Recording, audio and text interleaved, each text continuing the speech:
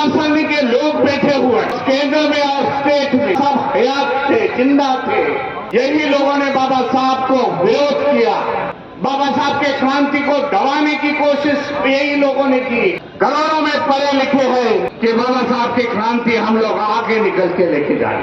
सरकारी नौकरियां बेच दी, रिजर्वेशन माध्यम से वो बेच दी। आज रिजर्वेशन है किधर? गठबंधन नहीं जीता तो बाबा साहब की जनता जीती, बाबा साहब का संविधान जीता।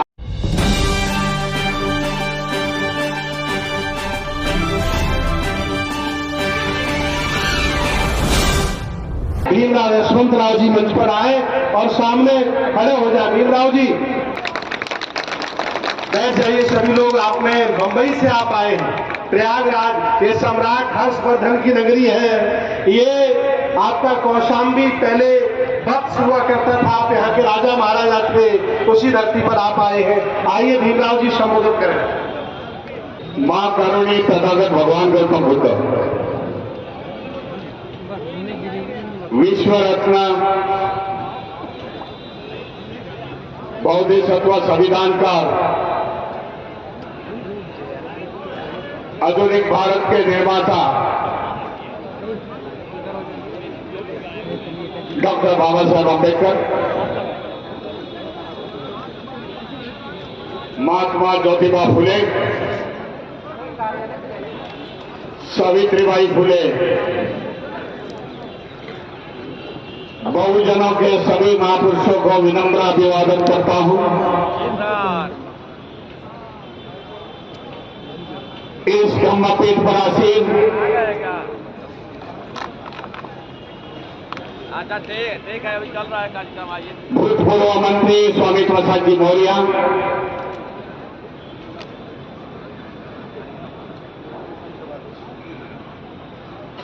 सभी मान्यवर,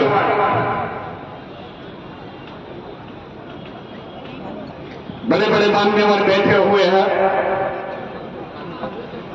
सम्मानित मंच, मैं अभिनंदन करूंगा।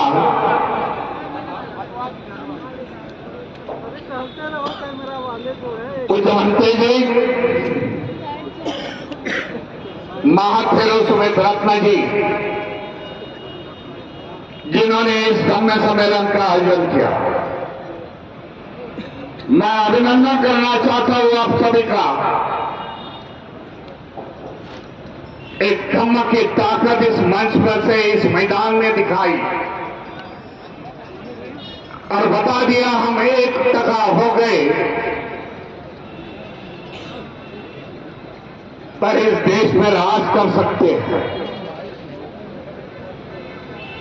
बनते जी आज सभी को जगाने का काम कर रहे हैं, इसके लिए अभिनंदन करना चाहता हूं। क्योंकि यह कारवां है जो बाबा साहब ने शुरुआत की इसकी,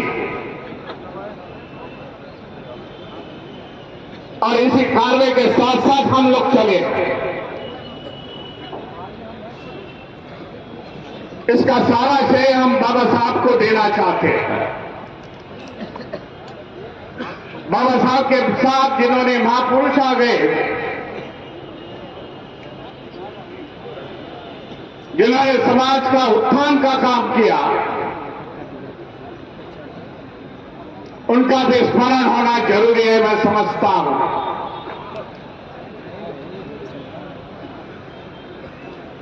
ये बाबा साहब के क्रांति का देन है। बाबा साहब ने समाज में क्रांति की जो 1927 में बाबा साहब की सामाजिक क्रांति महाराष्ट्र से चलती है। मार के 14 तलाक से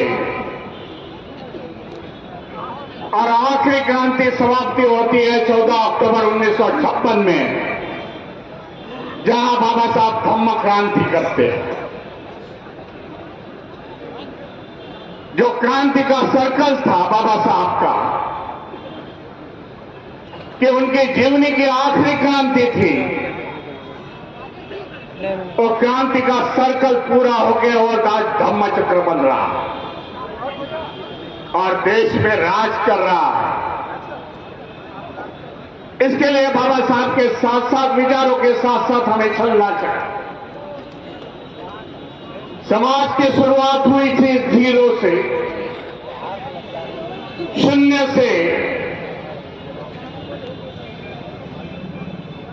आज 68 वर्ष के बाद हम लोग आज शिखर तक पहुंच गए। ये बाबा साहब की देन है, जो बाबा साहब के विचारों के साथ चले। 1956 के साथ बाबा साहब ने दिया हुआ बौद्ध धर्म भगवान गौतम बुद्ध के विचारों पे चले, आज देश में आगे निकल चले। जो नहीं आए बाबा साहब के क्रांति में, हमारे समाज के बांधव, उनको आज प्रयास है कि वो क्रांति में लेके आने का। इसके लिए ऐसे प्रोग्राम की आयोजन की हुई जाए। हम किसी की आलोचना नहीं करते। हमारे पुरखों को किसी ने क्या किया उसकी हम लोग आलोचना नहीं करते। बाबा साहब ने देखिए 1956 के बाद किसी धर्म की आलोचना नहीं की। हमारे को बौद्ध धर्म की अच्छाई लोगों को सामने बतानी है।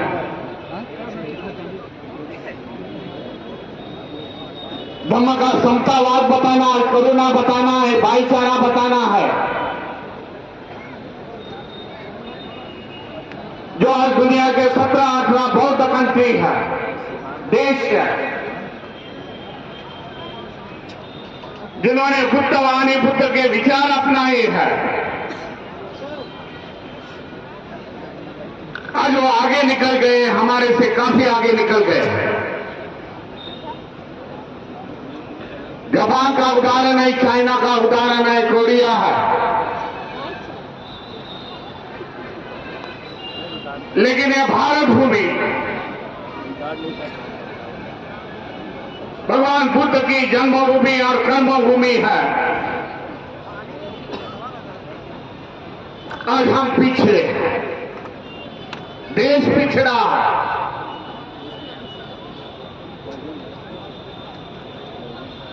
विषमता की संस्कृति में आज हम लोग हैं। ऊंच नीच की भाषा हम लोग करते हैं। उन देशों ने समता अपनाई, इसके लिए आगे गए। समता है, इसके लिए अमन है, शांति है।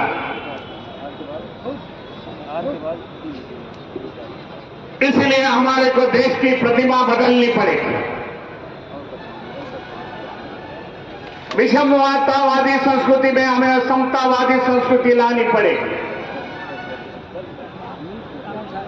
और इसके लिए देश में बौद्ध धर्म का प्रचार और प्रसार होना जरूरी मैं समझता हूं। बौद्ध धर्म का महान इतिहास है इस देश का। हमें जान के लेना पड़ेगा बौद्ध धर्म का इतिहास क्या। हमें दूसरों को बताना पड़ेगा कि 1200 साल यहां बौद्ध राजों ने राज्य किया।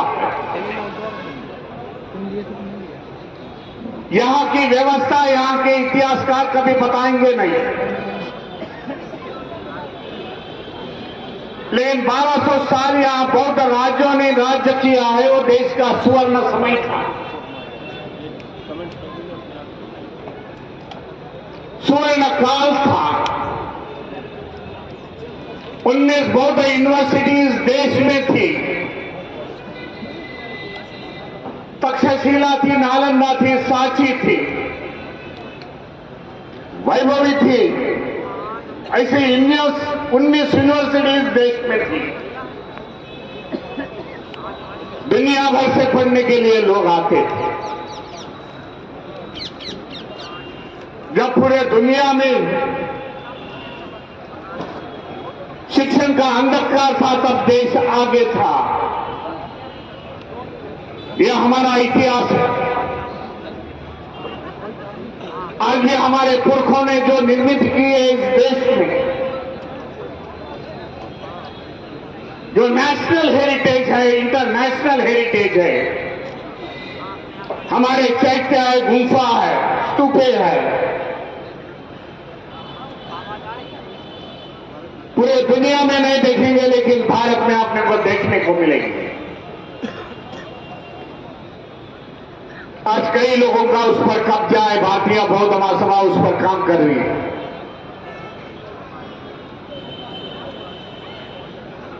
हमें वो छुड़ाना पड़ेगा उनके कब्जे से, होने वाले एनक्रोचमेंट से।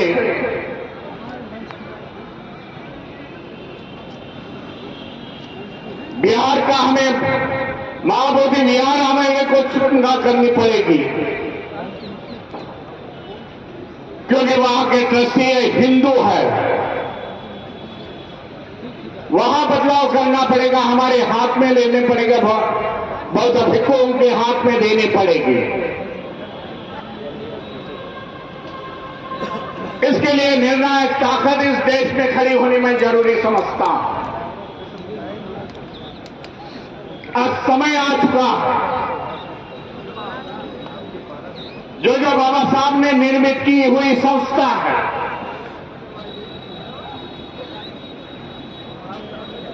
बुद्धिस्ट सोसाइटी ऑफ इंडिया, समता सैनिक दल है, राजनीति की पार्टी है, उनको आगे लेके जाना हमारी जवाबदारी है, मैं समझता हूं।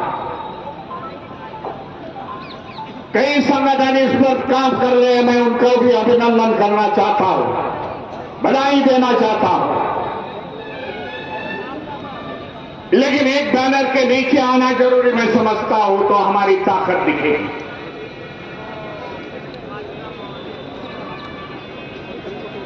इस देश में जो माहौल,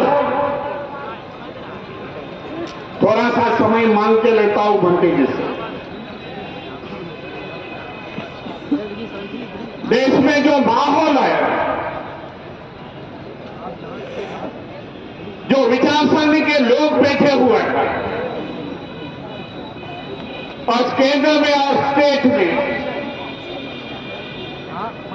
यही विचारसरणी के लोग जब बाबा साहब हयात थे, जिंदा थे, यही लोगों ने बाबा साहब को विरोध किया।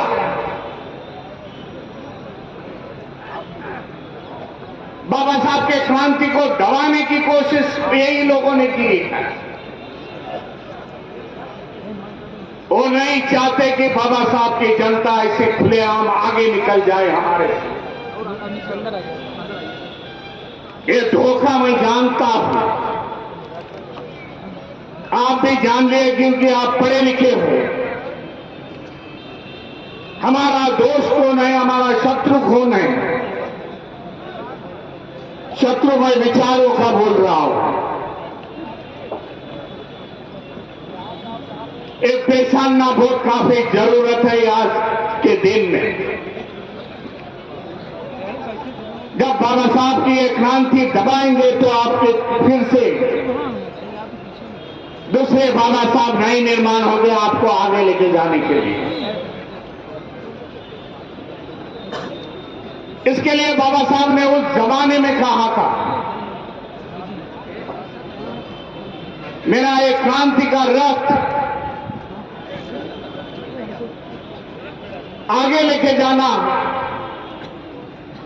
लेकिन पीछे मत लाना, उसको है वही जगह रख दो। ये बाबा साहब के बोल आगे की सोचते थे। आज जो समय आ चुका है, बाबा क्रांति हुई, बाबा साहब ने क्रांति की, और क्रांति को दबाने की आज देश में कोशिश हो रही है। इसके लिए बाबा साहब ने उस जमाने में एक बुक लिखी है, जो बाबा साहब का साहित्य पढ़ते होंगे उनको मालूमात होगी, revolution and anti revolution in India. ये बाबा साहब को मालूम था 70-80 साल के बाद इस देश में फिर से मैंने क्रांति की है, उसको दबाने की कोशिश करेंगे। लेकिन एक समझना चाहिए हमें सभी ने, बाबा साहब तो अकेले थे। इतना बड़ा कार्रवाई, इतनी बड़ी क्रांति बाबा साहब ने की। आज तो हम लोग करोड़ों में पढ़े लिखे हैं। निर्णायक भूमि में आना चाहिए कि बाबा साहब की क्रांति हम लोग आगे निकल के लेके जाएं। कई मसले हैं आज देश में। एजुकेशन का मसला है इस देश में। बाबा साहब ने उस जमाने में कहा था, पढ़ो। हमारा समाज पढ़ लिखा। बाबा साहब ने संविधान में प्रावधान किया रिजर्वेशन की। सरकारी या नौकरियां में अच्छे बड़े जॉब मिल गए। रिजर्वेशन के माध्यम से हमारा सामाजिक आर्थिक शैक्षणिक स्तर आज आगे बढ़ गया।